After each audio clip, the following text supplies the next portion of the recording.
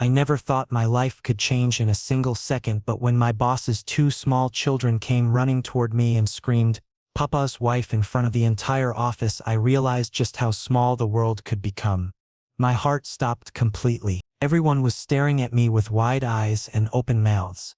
The files I'd been holding slipped from my trembling fingers and scattered across the polished floor. I stood there frozen, forgetting how to breathe, wishing desperately that I could be anywhere else in that moment. All of this started when I began working for Cooper Langley. He was the CEO of our company, completely ice-cold, expressionless, and always professional. There was no warmth in his eyes, just empty calculations and cold decisions running through his mind constantly. People around the office said he didn't have a heart, just a brain filled with business strategies and profit margins. I was just a junior assistant who made his coffee, arranged his meetings, and tried my best to stay out of his way when he was in one of his moods. Every day followed the same routine: come to the office, do my work quietly, and go home without making waves. My life was boring, predictable, but at least it was safe. But today nothing felt safe anymore. Standing in front of me were two small children, a boy and a girl, twins who looked about 4 years old. The boy's name was Alex, and the girl was Emma. Both had the same sharp features and piercing gray eyes as Cooper, but their eyes held an innocence that Cooper's never did. Emma grabbed my hand tightly and shouted loud enough for everyone on the floor to hear, "Papa's wife. We found you." Her voice echoed through the silent workspace. Everyone rose from their desks to get a better look at the scene unfolding. Some people were frozen in shock, while others secretly pulled out their phones to record what was happening. I wanted to say something, anything, but my voice was completely gone. Alex grabbed my other hand and said with absolute certainty, "Papa said you smell like home." Blood rushed to my face as embarrassment washed over me. What kind of joke was this? I jerked my hands away from their grip and stammered, "Kids, you're mistaken. I'm not your papa's wife. I just work here, that's all." But Emma looked up at me, raising one tiny finger in protest as she declared, "Papa never lies. He told us you're the one." Her words made my head spin wildly. What was she talking about? Why would Cooper tell them something like that? While I was trying to process the entire drama happening around me, I noticed a shadow approaching from the corner of the office. It was Cooper, dressed in his perfectly tailored black suit, looking completely calm and composed as if nothing unusual was happening at all. His eyes met mine, and for the first time since I'd known him, I saw something different in them. Something deeper, something dark, something that didn't need words to explain. He spoke just 2 words that sent chills down my spine. "We need to talk." My legs felt like they might give out beneath me. The whispers around the office grew louder, blending into an overwhelming buzz that made my ears ring. I could see my coworkers exchanging shocked glances, some covering their mouths in surprise, others leaning toward each other to share their theories about what was happening. My best friend Marcus was standing by the printer with his jaw literally hanging open. Sarah from accounting had her hand pressed against her chest like she was watching the finale of a dramatic television show. Even the stern-faced office manager, Mrs. Peterson, had stopped mid-stride to observe the chaos unfolding before her eyes. Emma tugged on my sleeve again, her small voice cutting through my racing thoughts. "Why are you scared? Papa said you're nice." I looked down at her innocent face, those gray eyes so full of trust and certainty. How could I explain to a 4-year-old that I had no idea what was going on, that their papa had never spoken more than necessary work-related sentences to me, that this entire situation felt like I'd stepped into someone else's life by mistake? Alex stepped closer, his small hand reaching for mine again. "Don't be sad," he said softly. "We've been waiting for you for so long." His words hit me like a punch to the stomach. Waiting for me? These children had been waiting for me. Nothing about this made any logical sense, and yet here they were, looking at me like I was supposed to be part of their world. Cooper took a step forward, his presence commanding immediate attention from everyone in the vicinity. The office fell into an even deeper silence, if that was possible. His expression remained unreadable, that same mask of professional detachment he always wore. But his eyes, those gray eyes that usually felt like looking into a winter storm, were fixed on me with an intensity I'd never experienced before. It wasn't anger. It wasn't annoyance. It was something else entirely. something that made my skin prickle with awareness. "Everyone back to work," Cooper's voice cut through the silence with authority. People scrambled to return to their desks, though I could see them still stealing glances in our direction. He looked down at his children, his expression softening almost imperceptibly. "Alex, Emma, wait in my office." The twins nodded obediently, but not before Emma gave me one more hopeful smile that made my chest tighten with confusion and something else I couldn't identify. I watched them walk toward Cooper's corner office, their small hands linked together, occasionally looking back at me over their shoulders. When they disappeared inside, Cooper turned his full attention to me. Up close I could see the faint lines of exhaustion around his eyes, signs of stress that his composed exterior usually hid so well. For a moment neither of us spoke. The air between us felt charged with unspoken questions and revelations that I wasn't sure I was ready to hear. "My office. Now." His words weren't harsh, but they weren't a request either. They were a simple statement of what needed to happen next. My feet moved automatically, following him across the office floor while every pair of eyes tracked our movement. I could already imagine the gossip that would spread like wildfire through the company within the next hour. My phone was probably already buzzing with messages from curious coworkers, but I couldn't bring myself to check it. As we approached his office door, I caught a glimpse of Alex and Emma through the glass walls. They were playing with some toys that must have been kept there for their visits, looking perfectly content and at ease. They belonged in Cooper's world in a way that I never thought possible. He'd always seemed so detached from anything personal, so focused solely on business and success. Seeing him as a father was like discovering a completely different person existed beneath the cold exterior I'd known for the past year. Cooper opened the door and stepped aside, gesturing for me to enter first. My hands were sweating despite the office's air conditioning.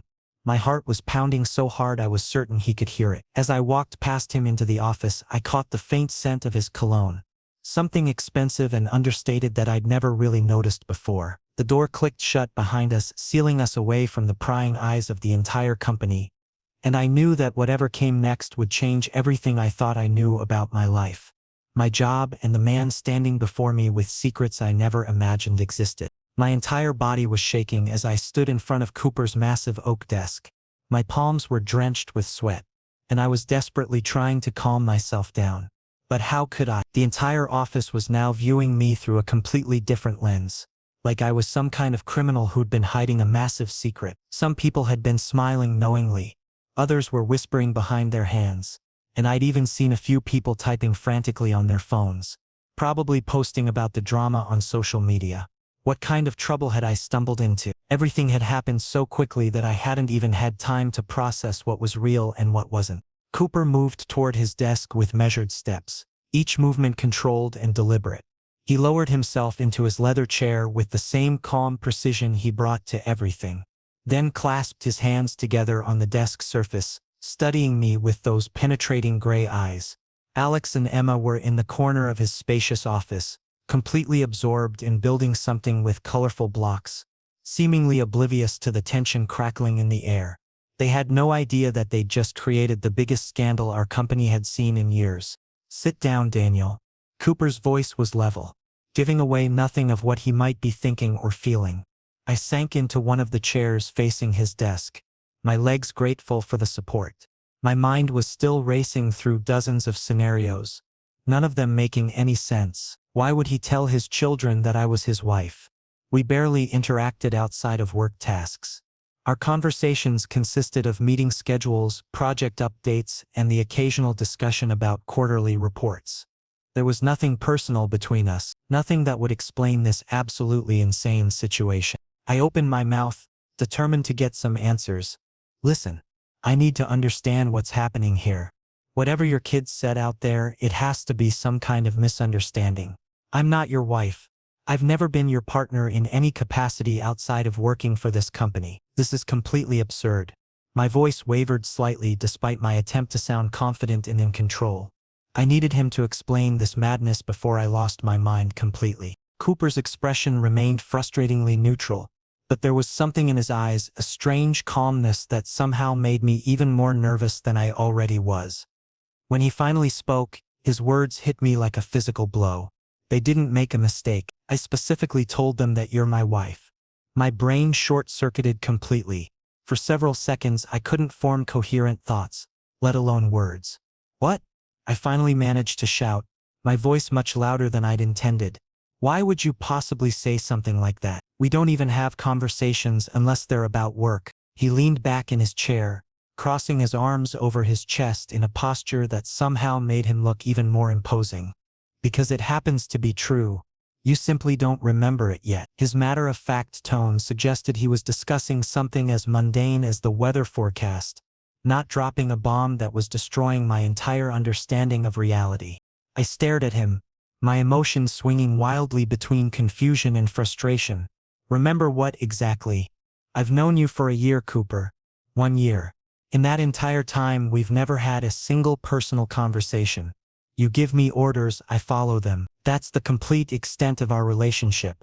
There's no marriage, no partnership, nothing beyond basic professional courtesy. Cooper narrowed his eyes slightly, the first real reaction I'd seen from him since entering the office. 3 years ago. Las Vegas. You and me. We got married. Everything inside me went cold. Vegas? 3 years ago, I had gone there, on a business trip with some colleagues.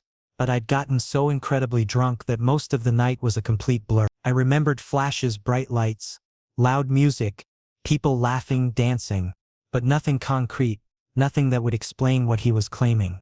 You're making this up, I said, but even I could hear the lack of conviction in my own voice. Something in his eyes told me he wasn't lying, as impossible as that seemed. Without breaking eye contact, Cooper opened a desk drawer and pulled out a thick manila envelope.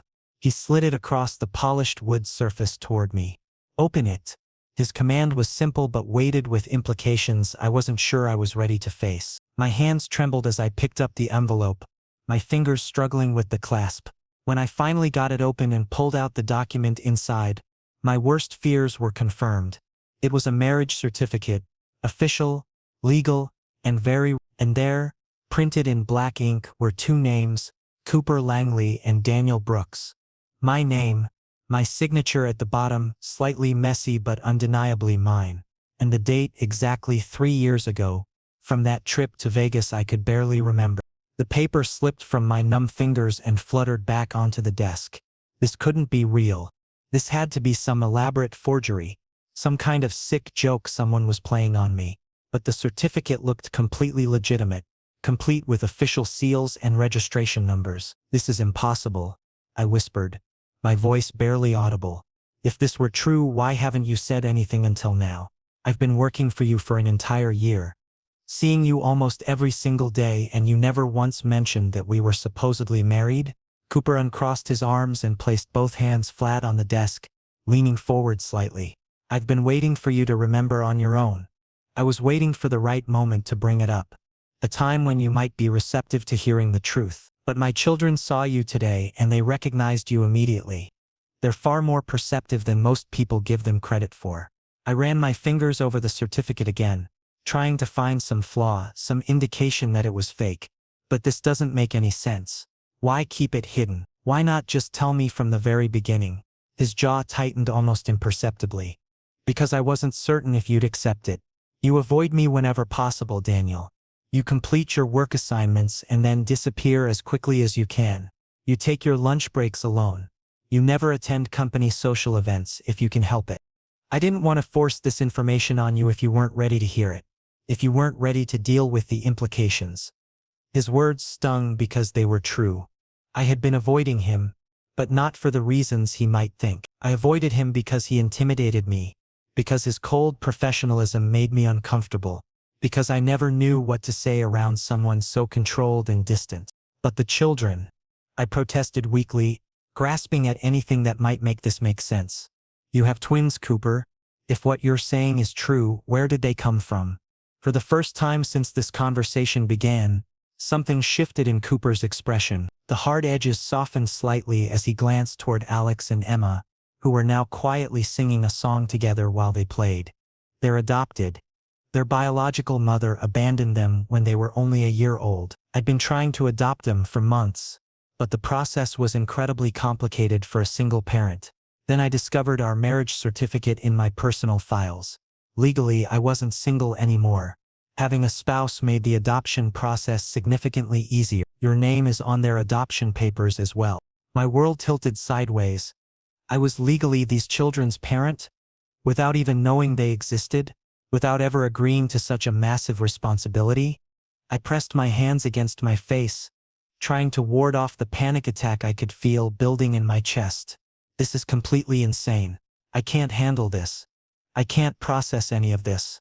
My breathing was becoming rapid and shallow, and I could feel the walls of the office closing in around me. Before I could spiral further into panic, I felt a small hand touch my knee. I looked down to find Emma standing beside my chair, her gray eyes filled with concern that seemed far too mature for such a young child. "Papa's wife, why are you sad?" Her voice was so genuinely worried that my heart clenched painfully. I stared at her innocent face, and for the first time since this nightmare began, I felt something shift inside me. These children saw me as part of their family. They'd been told about me, had probably been looking forward to meeting me, and here I was, on the verge of falling apart in front of them. Alex appeared on my other side, his small hand finding mine. "Papa told us you're the kindest person he's ever met. He said you smell like home, like safety." His words were so simple, so pure, that I found myself unable to speak. I looked up at Cooper, searching his face for answers. He was watching me with an expression I'd never seen before, vulnerability mixed with something that might have been hope. "I'm not trying to force you into anything you don't want, Daniel. But these children need stability in their lives. They need someone who can show them warmth and care. And perhaps," he paused, his voice dropping lower, "perhaps I need that too." My hand wouldn't stop shaking as I stared at the certificate Cooper had placed before me. This couldn't possibly be real. Married? To Cooper Langley? The idea seemed like something from a fever dream, yet the paper looked entirely authentic. My signature was exactly how I always signed documents. Quick, with that distinctive loop on the capital B of Brooks. I closed my eyes tightly and forced myself to think back to that night in Vegas. I'd gone there with a group of colleagues for a technology conference. There had been drinks after the seminars ended, lots of them. I remembered music pounding in my ears, neon lights blazing everywhere, people celebrating and losing themselves in the chaos of the city. Then everything became fuzzy, like trying to see through frosted glass. The next morning, I'd woken up alone in my hotel room, with a splitting headache and vague memories of laughter, but nothing concrete. I'd assumed it was just a typical wild night that I'd been lucky to survive without any serious consequences. Apparently, I'd been very wrong about that. "This can't be happening," I said aloud, though my voice lacked any real conviction. "If this is genuine, then why have you stayed silent for so long? I've been your employee for a full year now, seeing you almost daily, and you never gave even the slightest hint that something like this existed between us." The question came out more desperately than I'd intended, revealing just how much this revelation was affecting me. I needed answers that made sense, but nothing about this situation followed any logical pattern. Cooper uncrossed his arms and rested his hands on the desk between us. "Because I was giving you time. Time to remember naturally. Time to process things at your own pace. Time for the truth to surface organically. But circumstances have changed now that my children have seen you and connected the dots themselves. They're incredibly intelligent for their age, more observant than most adults I know." I traced the edges of the certificate with trembling fingers, desperately searching for some detail that would prove it was fabricated.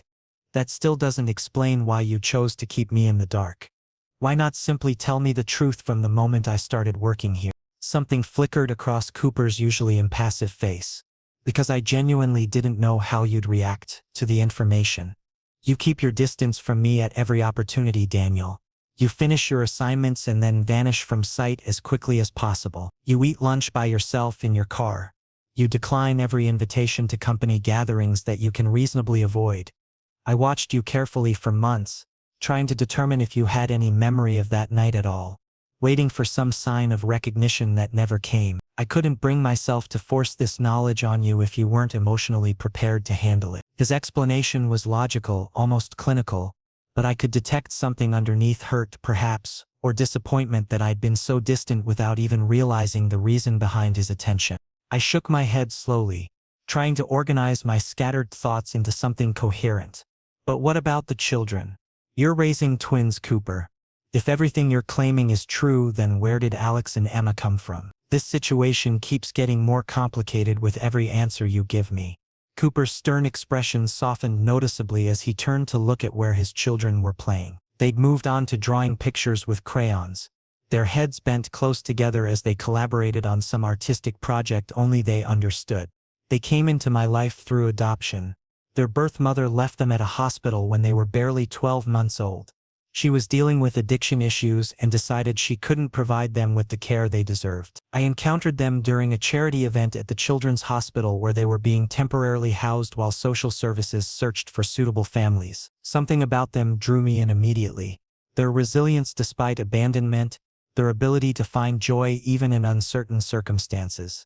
I began the adoption process, but everything was significantly more difficult for unmarried individuals. The system is designed to favor traditional family structures. Then, while organizing my personal documents, I came across our marriage certificate. I'd kept it all this time, not quite willing to pursue an annulment, perhaps hoping that someday you might remember and come back. With that certificate, I became eligible as a married applicant. The adoption went through much faster. Your name appears on all of their legal documentation as their co-parent. My mind reeled from this information. I was legally responsible for 2 children I'd never met until today. I'd become a parent without any knowledge or consent. The absurdity of it all was overwhelming. I pressed my palms against my eyes, trying to prevent the panic attack I felt building in my chest. This entire situation is beyond insane. I don't have the capacity to deal with any of this. I can't just suddenly become someone's husband and someone's father overnight. My voice cracked on the last word, betraying how close I was to completely breaking down. That's when I felt it, a gentle pressure on my knee. Opening my eyes, I found Emma standing directly in front of me, her small face tilted upward with an expression of deep concern. "Papa's wife, did we make you upset?" Her voice carried such genuine worry that something inside my chest twisted painfully. I looked into her eyes, those remarkable gray eyes she'd inherited from Cooper, and saw nothing but innocent affection and acceptance. To her, I wasn't a stranger. I was family, someone she'd been anticipating meeting, someone who belonged in her life. Before I could formulate any response, Alex approached from my other side. His small fingers wrapped around my hand with surprising strength. "Papa showed us your picture. He told us you were kind and gentle. He said being near you felt like coming home after a long journey." His words were delivered with such sincerity that they bypassed all my mental defenses and struck directly at my heart. How could Cooper have described me that way? We barely knew each other beyond surface-level professional interactions. I raised my eyes to meet Cooper's gaze across the desk. For once, his carefully maintained mask of indifference had slipped entirely.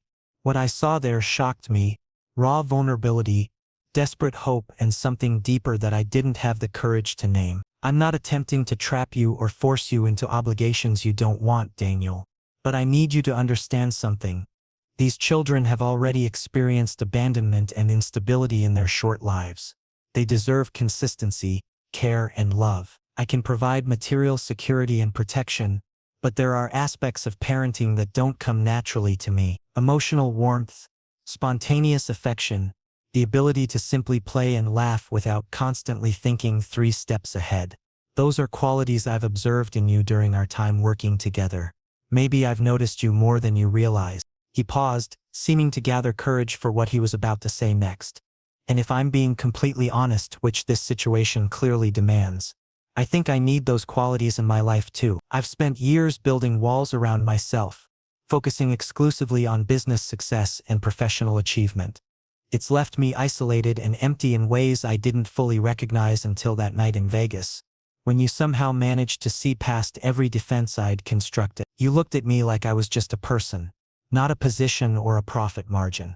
You made me laugh, actually laugh, for the first time in longer than I could remember. When you suggested getting married as some wild, impulsive adventure I should have refused. Every logical part of my brain was screaming that it was reckless and foolish. But instead, I found myself walking into that chapel beside you, because for once in my entire life, I wanted to do something that wasn't calculated. I wanted to feel something real. The confession hung in the air between us, heavy with implications and emotions. I wasn't ready to examine too closely. Emma tugged on my sleeve insistently. "Will you stay, please? Alex and I have been waiting so long to meet you. Papa says you tell the best stories and that you know how to make the special pancakes with faces on them." Her plea was impossible to resist, even as my mind continued screaming that this was all wrong, all too sudden, all completely overwhelming. Alex added his own quiet appeal. "We promise to be good. We'll share our toys and eat our vegetables without complaining. Just please don't leave like our first mama did." His last sentence shattered whatever remaining resistance I'd been clinging to. These children had already lost one parent. They'd already experienced the trauma of abandonment. And here I was, legally connected to them, through documents I didn't remember signing, facing the choice of either accepting this bizarre reality or becoming another person who walked away from them. I looked at Cooper again, searching for any sign that this was some elaborate manipulation or corporate power play. But all I saw was a man who'd built his entire life around control and logic, now asking me to help him create something that defied both those things. A real family built on the shakiest possible foundation of a drunken Vegas marriage and adopted children. It was absolutely crazy. It went against every reasonable instinct I possessed. It made no logical sense whatsoever. And yet, as Emma squeezed my hand tighter and Alex leaned against my leg with complete trust, I felt something shifting inside me. Maybe not acceptance, not yet, but the first crack in the wall of denial I'd been frantically constructing. "I need time," I finally managed to say, my voice hoarse with emotion. "I can't just immediately embrace all of this and pretend it makes sense. But I'm not running away right this second either. That's the best I can offer you right now." Cooper's shoulders relaxed slightly, tension I hadn't realized he was carrying seeming to ease. "Time is something I can give you. Take whatever you need." "But Daniel," he hesitated, vulnerability crossing his features again. "Don't take too long. Some opportunities don't wait forever." Cooper presented me with a proposal that, despite my better judgment, I couldn't bring myself to refuse. He suggested we could establish an arrangement between us, something practical and businesslike. Officially, I would maintain my status as his spouse, since the legal documentation already existed. For the children's sake, I would step into the role of their second parent. At the office, we would continue our professional relationship exactly as before, maintaining appropriate boundaries. However, there was one significant condition: I would need to relocate to his residence. 6 months is all I'm asking for, he explained with characteristic directness. If the situation becomes uncomfortable for you, you're free to leave at any point. We can pursue divorce proceedings if necessary. The children require consistency and security in their lives right now. I studied his expression carefully, searching for any hint of manipulation. His face remained neutral, but I detected a subtle desperation lurking beneath the surface. After a long pause, I released a resigned breath. "All right. Half a year, but this remains strictly an arrangement between us.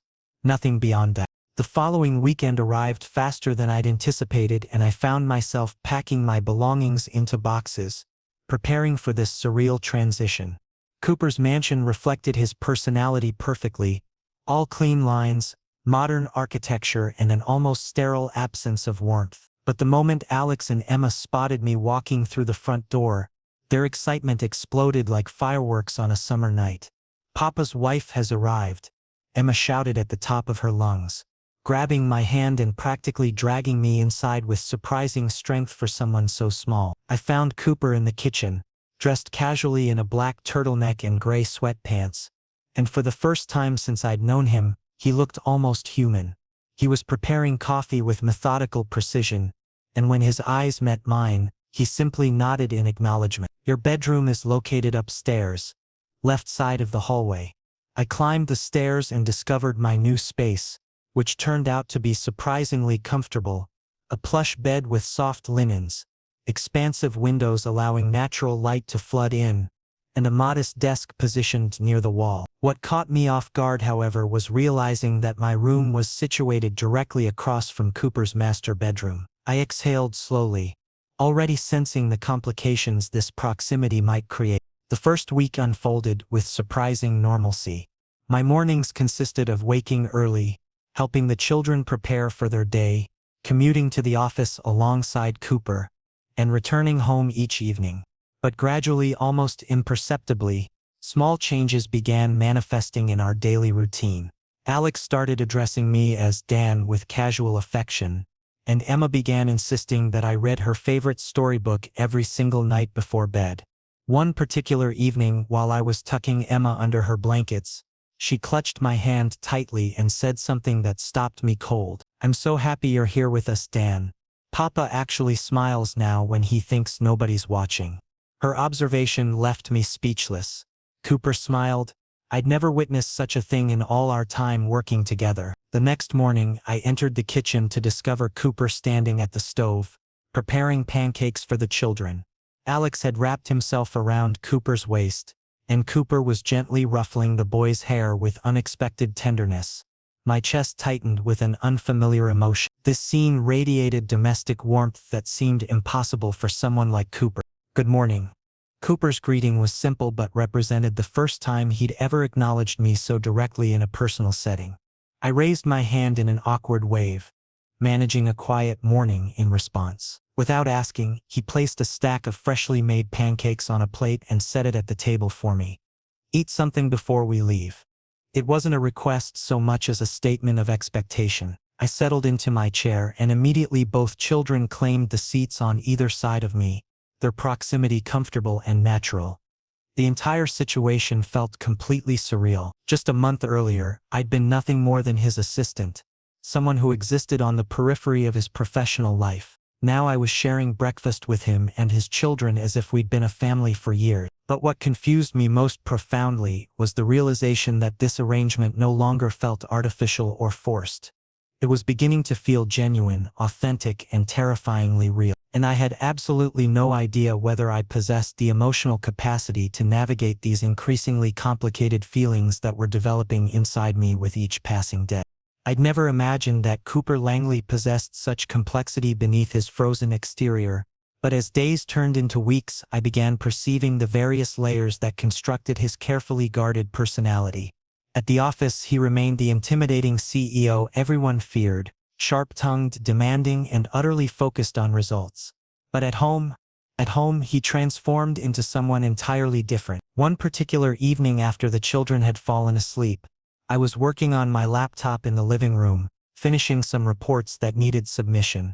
Cooper emerged from the kitchen carrying 2 mugs of coffee and settled onto the couch beside me. This represented the first occasion we'd been truly alone together without the children serving as buffers between us. I glanced in his direction and he returned my gaze with unusual openness. "You're remarkably natural with them," he observed, rotating his mug between his palms. "Alex and Emma have never displayed this level of contentment before." I smiled self-consciously, unsure how to respond to such direct praise. "They're wonderful children. Loving them requires very little effort." Cooper's eyes lingered on my face, and for the first time I noticed something softening in their gray depths. "You have no memory of that night in Vegas, do you?" His question arrived without warning, catching me completely unprepared. My pulse accelerated immediately. I set my coffee down carefully and admitted, "No, I don't." Complete honesty? I was extremely intoxicated. I retain only fragmented images, flashing lights, pounding music, uncontrolled laughter. Nothing forms a coherent narrative. Cooper closed his eyes briefly, as though replaying the memories in his mind. "We were both heavily intoxicated that night. But you seemed different from anyone I'd ever encountered. You were laughing so freely, expressing yourself without filters or restraint. At some point during our conversation, you confided in me that you'd always believed yourself incapable of genuine love because nobody had ever taken you seriously enough to try. Then you suggested something completely absurd. You said, 'Let's do something crazy. Let's get married right now.' I assumed you were joking, just alcohol-fueled rambling. But you actually started walking toward a chapel, and I found myself following you." My breathing became shallow as the implications of his story sank in. A strange guilt settled over me like a heavy blanket. Had I been the one who initiated this entire situation? Had I convinced Cooper to marry me during some drunken moment of recklessness? Why didn't you prevent me from making such a terrible decision? I asked, my voice carrying both confusion and self-recrimination. Cooper set his mug aside and met my eyes with unexpected vulnerability. Because for the first time in my entire existence, I wanted to act impulsively rather than analytically. I wanted to experience something beyond spreadsheets and profit margin. And when you took my hand and said those specific words, "I think you're lonely too," something inside me recognized the truth in your observation. So I agreed to your absurd proposal.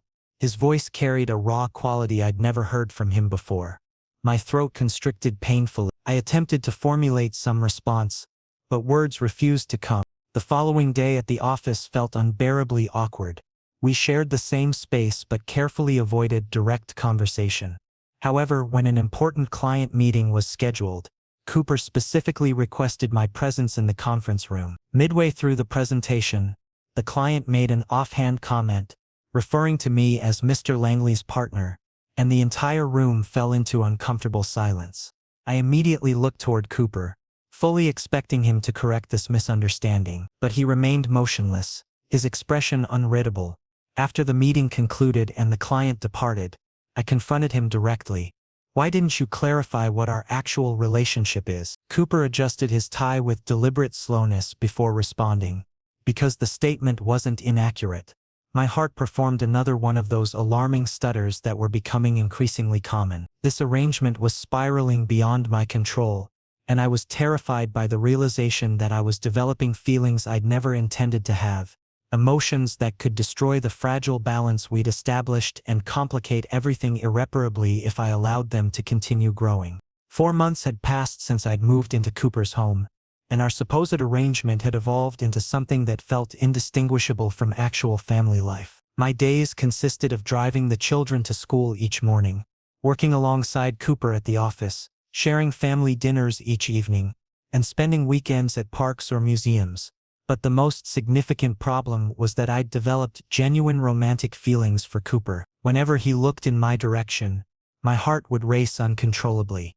When he accidentally brushed against my hand, electricity seemed to course through my entire body. The most painful aspect was my uncertainty about whether he experienced anything similar. He remained so emotionally guarded, so carefully controlled. I'd been suppressing these feelings with considerable effort, but my self-control was rapidly deteriorating.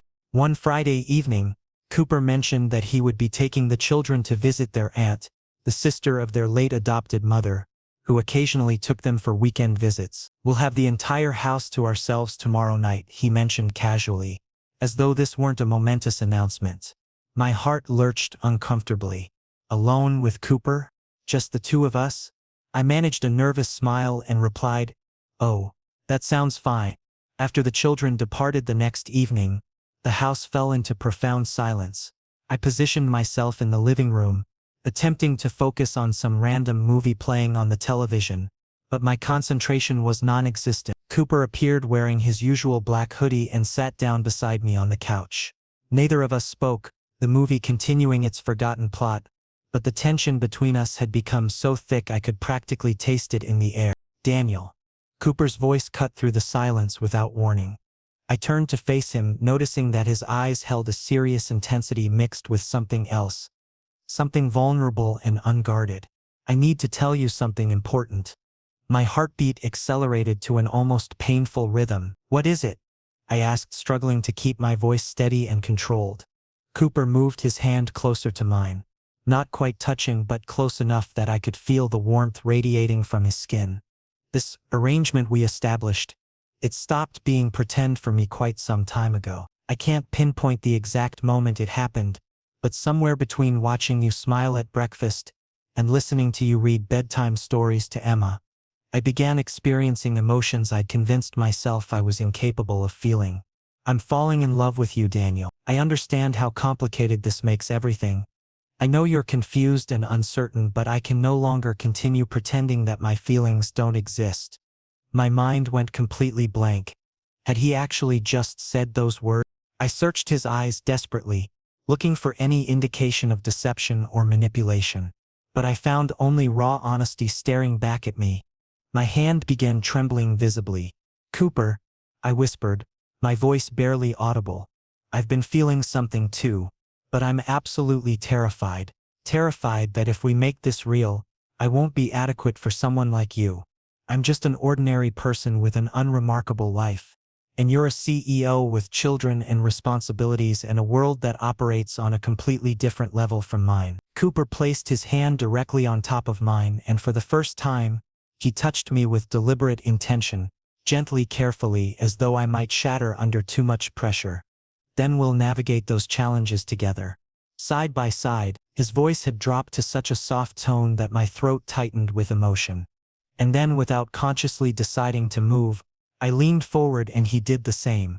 Our lips connected slowly, hesitantly, like two people terrified of destroying something fragile and precious. But as the kiss deepened naturally, everything suddenly became crystal clear. This was real. We were real. And there was no arrangement anymore, no pretense or performance. Just two people who'd found each other in the most impossible circumstances, choosing to take a chance on something that defied all logic and reason.